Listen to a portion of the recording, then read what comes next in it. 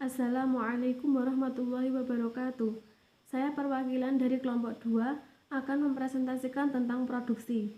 Yang pertama adalah pengertian produksi. Produksi merupakan suatu kegiatan yang dikerjakan untuk menambah nilai guna suatu barang atau menciptakan benda baru sehingga lebih bermanfaat dalam memenuhi kebutuhan. Selanjutnya adalah teori produksi. Teori produksi di sini dibagi menjadi dua. Yang pertama adalah teori produksi dalam jangka pendek dan yang kedua adalah teori produksi dalam jangka panjang. Nah, di dalam kegiatan produksi itu pasti ada modal. Nah, modal sendiri itu dibagi menjadi 4. Yang pertama adalah modal tetap, yang kedua adalah modal lancar, yang ketiga adalah modal sendiri, dan yang keempat adalah modal asing. Selanjutnya adalah faktor dan tujuan produksi. Nah, faktor produksi di sini dibagi menjadi 4. Yang pertama adalah faktor produksi alam. Yang kedua adalah faktor produksi tenaga kerja. Yang ketiga adalah faktor produksi modal. Dan yang keempat adalah faktor kewirausahaan. Nah, selanjutnya adalah tujuan produksi. Tujuan produksi di sini dibagi menjadi 4. Yang pertama adalah pemenuhan kebutuhan manusia pada tingkat moderat. Yang kedua adalah menemukan kebutuhan manusia. Dan yang ketiga adalah menyiapkan persediaan barang atau jasa. Dan yang keempat adalah pemenuhan sarana bagi kegiatan sosial. Selanjutnya adalah pandangan teori produksi dalam perspektif Islam. Sejauh ini kita telah mengetahui perbedaan-perbedaan yang diametral antara paradigma yang mendasari ekonomi konvensional dengan paradigma yang mendasari ekonomi Islam. Keduanya tidak mungkin tidak pernah untuk dikompromikan karena masing-masing itu mempunyai perbedaan.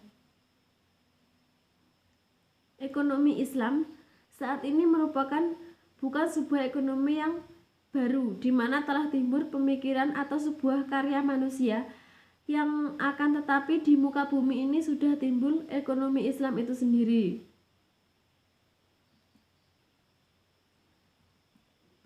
Untuk data lapangan, saya memilih produksi cilok. Dalam satu kali tahapan itu adalah satu kali produksi dalam satu hari. Jumlah produksi dalam satu kali produksi itu adalah 200 sampai 300 biji. Sedangkan macam dan jumlah input variabelnya dan harganya itu adalah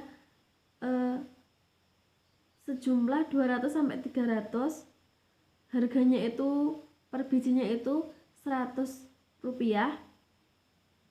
Dan untuk macam-macamnya itu ada tepung terigu, tepung tapioka, tepung kanji, bawang, bawang pre, masako, micin, garam, saus, sambal, dan juga kecap.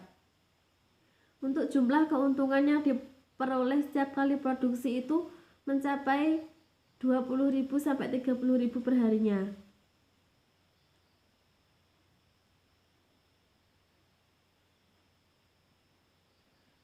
Faktor yang mempengaruhi produksi responden. Yang pertama adalah faktor produksi tenaga kerja. Responden di saat sepi maupun ramai menggunakan tenaganya sendiri. Kadang juga dibantu oleh keluarga yang lain. Ya. Untuk faktor yang mempengaruhi bahan baku penolong, tepung adalah bahan utama yang digunakan dalam pembuatan cilok. Bawang, bawang pre, masako, garam adalah sebagai bumbu penyedap, saus, kecap, dan sambal untuk menambah kelezatan cilok. Bahan penolong dalam pembuatan cilok adalah panci, ember, entong, dan juga sendok. Untuk faktor produksi modal dalam pembuatan cilok adalah sekitar 60.000 per hari. Pada produksi cilok ini, setiap kali produksi itu pasti mengalami kenaikan.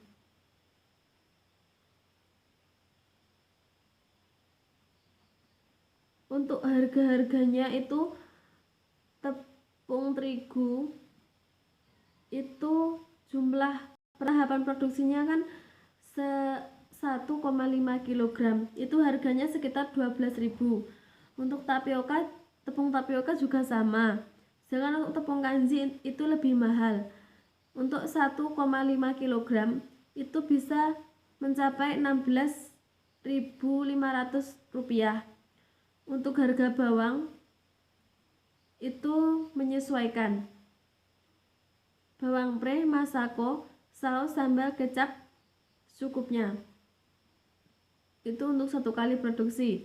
Dan di produksi tahap yang kedua, ketiga, dan selanjutnya itu berbeda-beda.